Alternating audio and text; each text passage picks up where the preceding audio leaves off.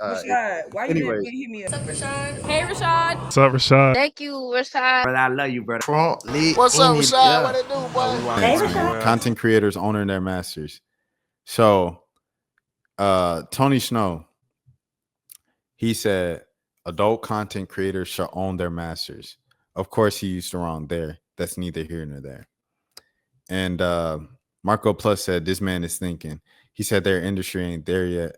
Their industry ain't there yet. Let me see. What else said? La-di-da, she said they do on OF. He said it's called OF. This is funny because they certainly do not, but this is also like saying the lead actor should own the rights to a film. Every creative, really, Twitter posters too. There agree. And then Marco Plus said this is a real man thought process.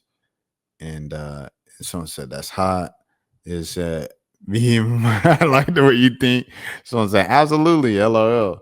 Deontay Yaps, Z-Tag, Deontay Yaps. Okay, with that being said, Rain, shouts out to Rain, the publicist. She said this has actually been a discussion with Kier Noir. So here it is, 2022. I want to know how Rain sees all of this on the internet. But anyways, here you go. The difference between YouTube creators getting paid and Corn creators getting paid. So right now with Corn, you have two options: shoot for yourself or shoot with studios. Some people do both, some people just do one. If you're shooting for studios, what you're doing is you're showing up to set, you're filling out a bunch of paperwork to start. One of those forms is a W-9 tax form, which says that you're either an individual private contractor or an S corporation, and you're just getting paid just a one and done thing for that scene. You're also signing a model release form that says that you are of legal age. You have two forms of ID you have to show. One of those forms of ID has to have a picture on it. And it also goes into detail about how you do not own the scene that is about to be made. You don't own that content. They can edit it how they want. They can distribute it how they want. They can sell it to somebody else if they want to. You don't own what is about to be shot. For the longest time, that was the only way to make really good money. You would just try to build up your popularity so you could ask for more money during those scenes, or you would be a contract star where you would get paid a lot of money for a certain amount of time. Like, we'll put you in a contract for a year and say that they're going to shoot this many. So off top, this is different than what the person in the comments was saying. Was like, that's like saying the lead actor should get should be able to own the rights to a film. It's not the same thing, because the lead actor, you're going to get residuals, right? Like lead actors and actresses, they get residuals in movies. Do actors get residuals from movies? Let me see. Yes, actors can receive residuals, often residuals. How do residuals for actors work? You know, because you obviously get it for TV, but do you get it for movies? What are residuals? How do performers receive residuals? Yeah.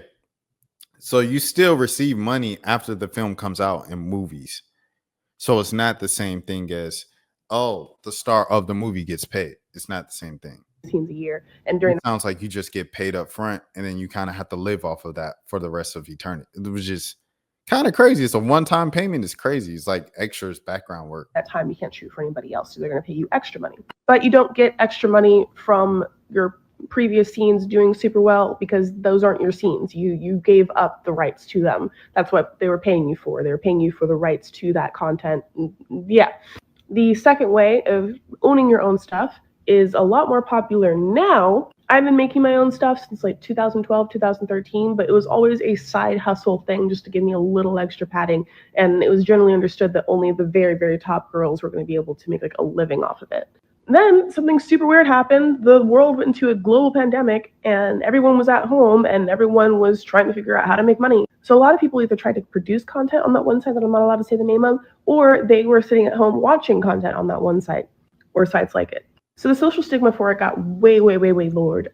People were not as angry at others for doing that kind of content, and they weren't as ashamed of buying that kind of content. So a lot of money was going through the website. Now it's a lot more likely for you to be able to make a bunch of money on your own content, but you're not being paid the same way that YouTube creators are being paid. They're getting a cut of ad revenue. I don't know if you've noticed, but a lot of advertisers don't want to advertise on spicy sites unless they're also selling something spicy. And as far as I know, there aren't really any. No, she brings up good points here. Okay, C. Gazer said, I think there's a third way.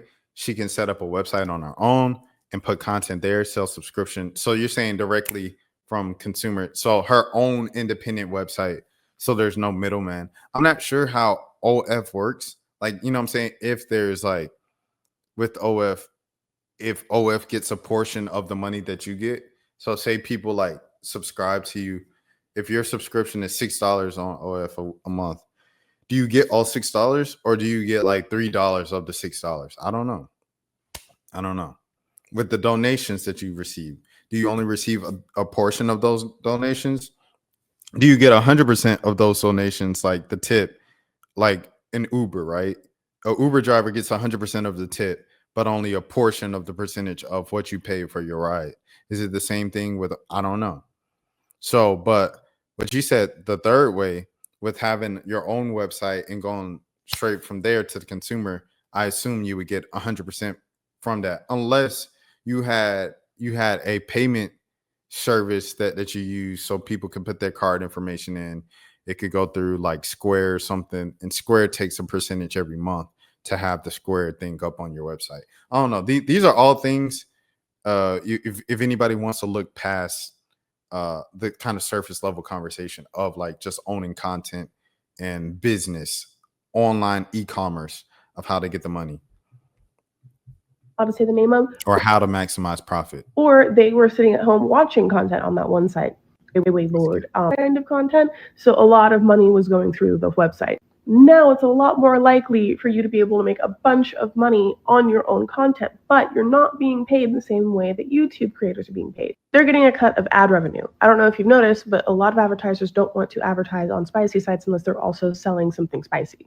And as far as I know, there aren't really any advertisers on that one website that you know I'm talking about. How you're getting paid is a cut of your subscription money. You're selling a subscription service to people, and most of these websites will take like 20%. So let's say if your subscription price is $1 a month. Okay, so she just said it. They take 20%. You get 80 cents on that $1 a month, and the website keeps that 20%. We actually have had a lot of issues with credit card companies that do the processing for this kind of payment, not wanting to work with any sort of spicy stuff at all. I can talk about that in a different video if you want to hear about it, because I am mad at a couple of lefty people who were excited when this happened, but that's the difference. Hope that helps. Okay. So there's that. That's in terms of like the masters and everything like that, and owning the rights to the film. So Tony's right. Like they should at least have residuals or something like that on that side of stuff. So with that, we're gonna stay on the line of content. Rashad, why you didn't hit me up? What's up, Rashad? Hey, Rashad. What's up, Rashad? Thank you, Rashad. Brother, I love you, brother. What's up, Rashad? What it do, boy? Hey, Rashad.